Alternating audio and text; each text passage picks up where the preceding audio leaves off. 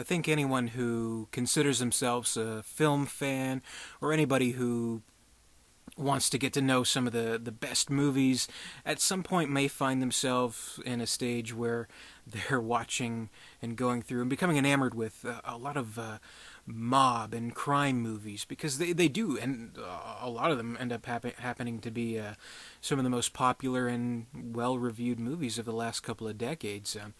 So I'm no different. I found myself going through all the usual suspects. Godfather 1, 2, 3, Goodfellas, Casino, Scarface, all the big ones. But then there may be a point where you're still hankering for more. You want to see more, and you may find yourself with a movie that I think kind of is a little bit underrated, not as talked about as some of those other movies, but as equally great in my opinion. And that movie is Carlito's Way. And I have plenty of fond memories about this VHS. Having purchased this after filling my collection with those same usual suspects, Goodfellas, Godfather, Scarface, all that. So, I mean, this one was definitely at least someone on the list of movies to watch. I mean, one, you have Pacino, obviously. He's from The Godfather. He's from Scarface. He's the fucking man. He's Pacino, and directed by Brian De Palma, who did The Untouchables, did Scarface too, and Carrie, fucking Carrie. So a hugely talented director and a hugely talented actor. I mean, this was just an undeniably great match. I would say. And this is a great movie, I think. Carlito's Way, really a great movie. Kind of in sort of this era where I think Pacino, having maybe gotten a little bit tired of the mob roles, kind of found himself in a stage where he was playing these repentant kind of characters. Like we saw that with The Godfather 3, which not a lot of people responded well to because maybe it didn't quite fit as well into as a third part anchoring onto the other two movies. But Carlito's Way, the advantage it has kind of the same sentiments about a gangster. He's getting old in age and he's wanting to find redemption. So this works as a self-contained movie all in and of itself. So there's nothing really to live up to.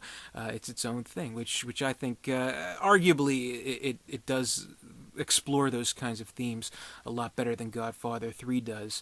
And I would say that this is absolutely one of Al Pacino's best performances.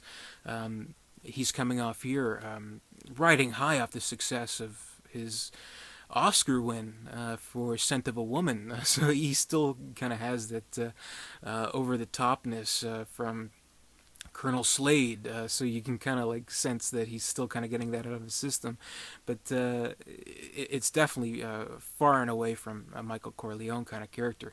This is a character who wants to do good. He spent some time in jail, and he is loyal to a fault for people that he feels he owes a lot to, and including his lawyer, played by Sean Penn. Who, oh my God, Sean Penn is so good in this movie. There's a little picture on the back here. I don't know if you can see. Barely recognizable in his role. This crazy fro going on. This wiry, coke addicted mob lawyer. Basically, he is so great in the movie, and he's just such a wild card of a character, such an unreliable kind of character that all through the way you're like, come on, Carlito, why are you so loyal to this fucking maniac? And so kind of a lot of plot elements stem from that, where he's owing big to a gangster and Carlito has to help him, things like that. Also a great aspect of the movie is the love interest in Penelope Ann Miller, where it's a very carefully wedged in love story, because when you see these kinds of movies, again I'll cite Godfather and Scarface, you don't think that, as good as they may be, as good as say Diane Keaton is in the Godfather movies, as good as Michelle Pfeiffer was in Scarface, they do seem like they're secondary to kind of the larger picture. but here I think they hit just the right notes with the romantic interest, in that this woman could very well be an integral part that kind of works with the redemption of Carlito. Like, that's what he really wants. He wants to go the clean life. He's not a spring chicken anymore. He's getting old. And this woman could be, his part of his new life. They could go away together, and I think it is a convincing love story there, and it's a very tender one and a very sweet one. And they're both kind of at points in their life where they're just getting too fucking old, and they need to get away from all this. And so I think it works really well. And Penelope Ann Miller, she's great in this movie. I don't know what really happened with her as an actress. Like, there was a point where she was like in some really high profile movies. Like, she was in Awakenings, fucking Kindergarten Cop, one of my favorites. I mean, in this movie, I think she deserved an Oscar nomination, but she was not. And Penn too, I thought he deserved an Oscar nomination. I think both were nominated for Golden Globes, but whatever. That's besides the point. They're great in this movie. So I think there is this kind of trio in the movie of Sean Penn kind of representing Carlito's old life and his loyalties that lay there, and kind of some unfinished business, where kind of Carlito's kind of drawn towards that and towards his allegiance to that, where his kind of loyalties lie. And Penelope Miller kind of being his new life and all that he can do in his new life. And then there's some other aspects to it, like John Leguizamo in one of his earlier roles, playing Benny Blanco from the Bronx. That's a tongue twister. Benny Blanco from the Bronx. Benny Blanco from the Bronx. He's great, kind of playing like a character that represents kind of the arrogant and cocky and willing to prove himself kind of person that Carlito once was. And he kind of like takes a look at that character and he's like, this fucking kid. And so that creates some conflict as well.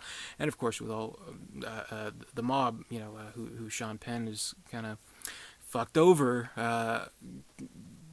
looking to pay up, looking to get some revenge, not to give away too much, with Carlito and Sean Penn's character. So there's a great kind of dance that goes along with that, and it's just so tense as the movie runs along until it reaches its conclusion, which is just so well done.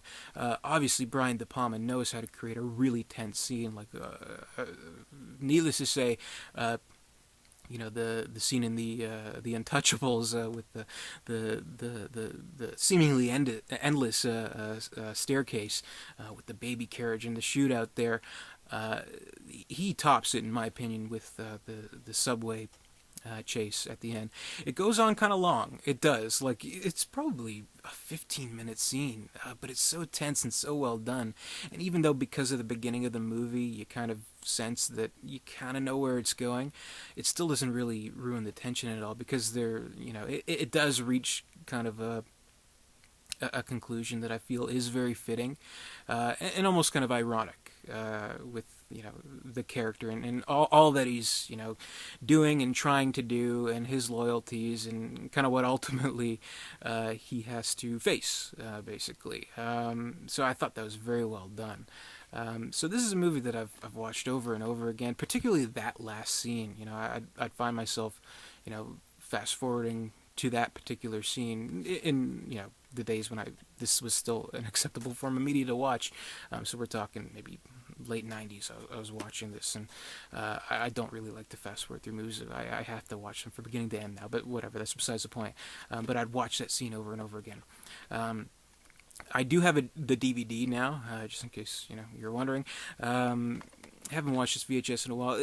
The bad thing about this is that what a lot of movies that have come to VHS, and pretty much anything really, is that the pan and scan really shows, particularly when movies are done in such a specific way and are filmed in such a specific aspect ratio. Like the widest possible was 2.35, whatever. Don't know the tech of it, sorry. But you can really tell, like, if something's on this side of the screen, something's on this side of the screen is going to be cut no matter what. And so they'll either have to cut out something very important from the movie, or they're going to have to pan along. And I think, it does this movie a disservice, particularly with the final shot of the movie, which is like it's supposed to be like very emotionally wrenching part of the movie, but you see the screen is squished. That's another thing they do. They'd squish the screen, so that's I would not recommend VHS as a way to watch this movie. DVD or Blu-ray, fine. But VHS, kind of an outdated way of viewing the movies because, whatever. TV screens were square, so they had to, fit as opposed to a widescreen TV, which is the norm now. So, you'll never know that if you're over a certain age bracket or under a certain age bracket, you'll never know the plight of the VHS watcher, the horrible sorrows that we had to endure. But anyway, Carlito's Way, it's a great movie, one of the best mob movies, one of Al Pacino's best, one of Sean Penn's best, one of Penelope Ann Miller's best, one of Brian De Palma's best. I love it, so definitely give it a watch, but please don't watch the VHS because it kind of compromises De Palma's vision. So that's it for today. Be sure to comment, rate, subscribe, all that good stuff. And until next time, I'll see you later with another VHS Memories review and some other reviews on my channel. See you later.